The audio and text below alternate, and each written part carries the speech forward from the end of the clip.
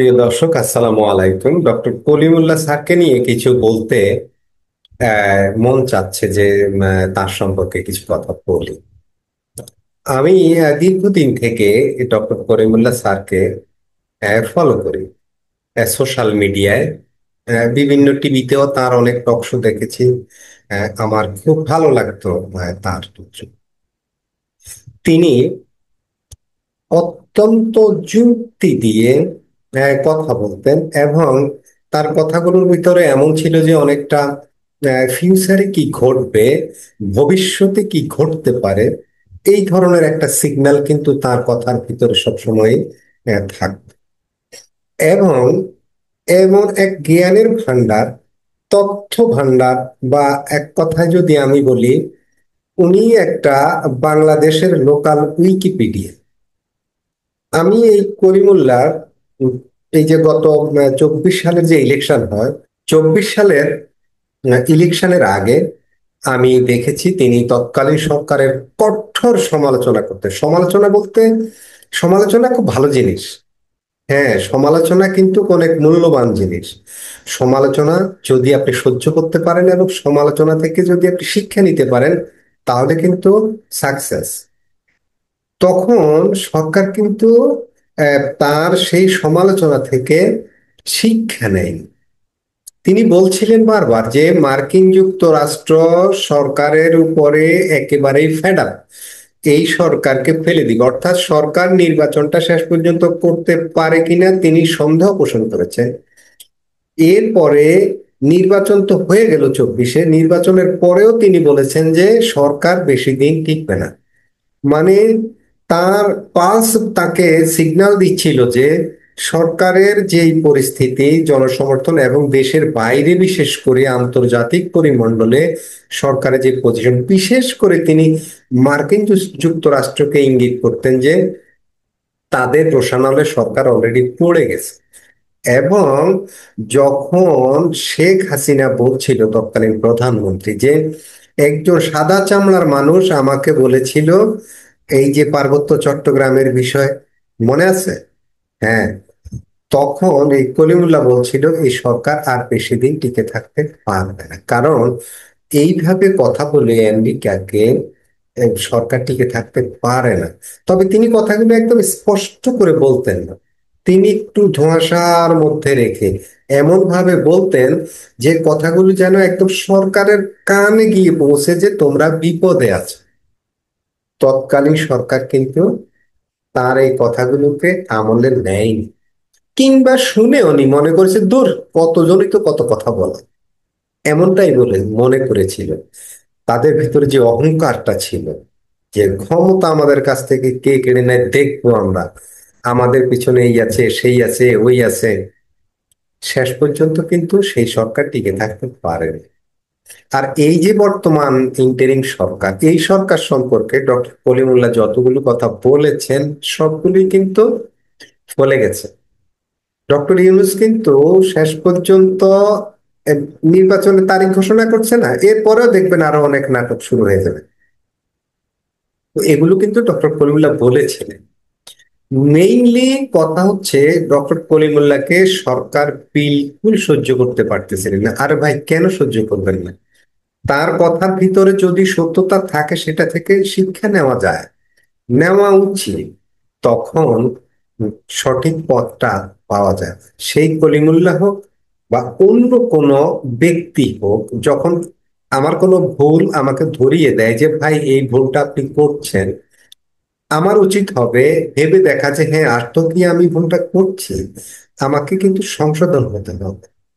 এটাই হচ্ছে নিয়ম। যদি এটা সমালোচনাকারীকে যদি কেউ প্রতিপক্ষ মনে করে, সে হচ্ছে বোকা। সমালোচনাকারী হচ্ছে সবচেয়ে ভালো বন্ধু। আমি মনে করি সমালোচনাকে সহ্য করতে হবে এবং সমালোচনা থেকে শিক্ষা নিতে হবে, খতিয়ে দেখতে হবে যে সমালোচনাটার কারণ কি, আমার কি ফল্ট আছে, কেন আমার সমালোচনা করছে। অত্যন্ত দুঃখজনক ব্যাপার হচ্ছে সরকার এটি পারে না। হয়তো আপনারা কেউ বলবেন যে ওনার ভিতরে ওনার বিরুদ্ধে দুর্নীতির অভিযোগ আছে, এই আছে সেই আছে। যদি থাকতো, দুর্নীতিটা যদি সঠিক হতো তাহলে কত সরকার তাকে অ্যারেস্ট করত। নির্বাচনের আগে উনি সরকারের যে পরিমাণ সমালোচনা করেছিল আওয়ামী লীগ সরকারের, তাকে জেল দিয়ে একদম 3-4 বছর 5 বছরের জেল দিয়ে দিত, তখন এমন পরিস্থিতি হতো। কিন্তু কই, তারা তো সেটা করেনি। সরকার তো সমালোচনা করছে, দেখেন তার 24 সালের ভিডিওগুলো দেখেন, নির্বাচনের আগে কি পরিমাণ সমালোচনা আছে।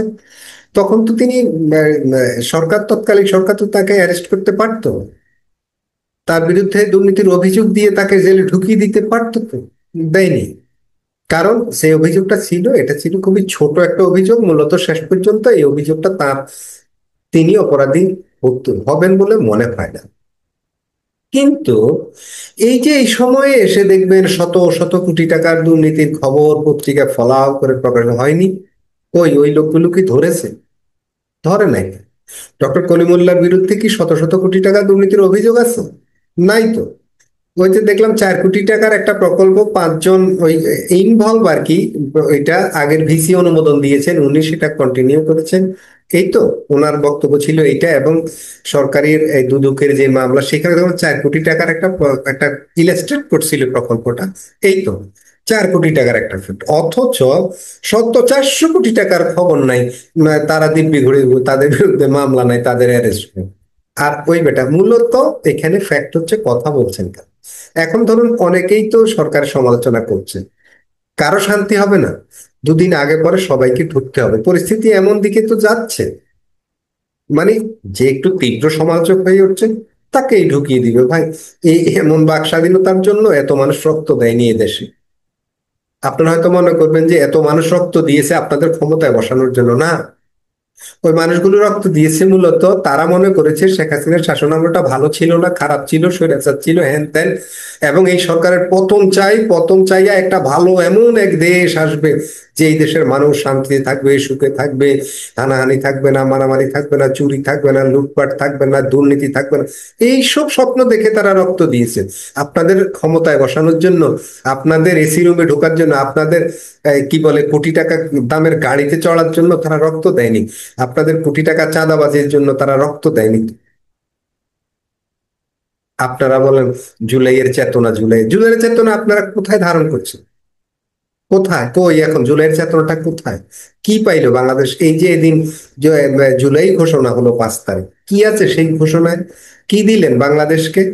অথচ এত মানুষের রক্ত চলে গেল, কে মারলো কে মারলো না, কে দোষী কে দোষী না, কে খুনি কে খুনি না, এসব বিতর্কে আমি গেলাম না। রক্ত দিয়েছে তো মানুষ, তো মারা গেছে না, তো অস্বীকার করা যাবে না। মানুষ কোথা থেকে মারলো কে মারলো সে বিতর্কে গেলাম না, সে বিতর্ক আদালতে হবে। এতে রক্তটা তো আপনাকে ক্ষমতায়িত করার জন্য তো রক্ত দেয় নাই মানুষ। মানুষ রক্ত দিয়েছে এই দেশ শান্তি হবে, এই দেশের মানুষ সুখে থাকবে, এদেশে বাক স্বাধীনতা ফিরে আসবে, এদেশের মানুষ শান্তিতে রাতে চলাচল করতে পারবে, ছিনতাইকারী তাদেরকে ধরবে না, ডাকাত তাদেরকে ধরবে না। কিন্তু 5 তারিখের পরে এক ভয়াবহ চিত্র, পুরো দেশ একটা মগের মূল্য হয়ে। ভাই এটার জন্য এত মানুষ রক্ত দেয়নি। এই যে ডক্টর কলিমুল্লাহ, যে সম্মানিত মানুষ, বিশ্ববিদ্যালয়ের একটা বিশ্ববিদ্যালয়ের ভাইস চ্যান্সেলর ছিল, সর্বোচ্চ পদ, হাজার হাজার ছাত্র তার রয়ে গেছে, যারা, যাদের তার কাছ থেকে শিক্ষা নিয়ে যারা, তারাও এখন বড় বড় ইউনিভার্সিটির প্রফেসর। সেই একজন নিরীহ মানুষকে একটা মামলা দিয়ে খট করে ঢুকিয়ে দিলেন যে।